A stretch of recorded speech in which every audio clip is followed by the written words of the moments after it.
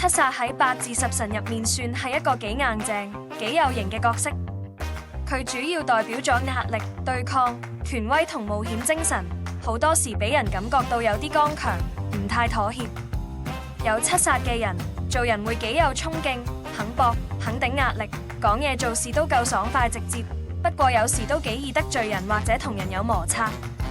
性格上，七殺嘅人比較有骨氣，唔怕困難，專揀啲高難度嘅嘢去做，而且中意同人爭，鬥心好強。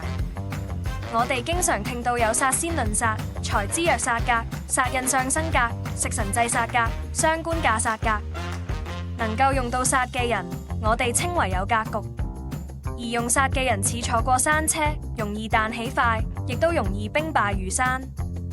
所以有人話殺係凶神，但能夠為我所用，必成大器。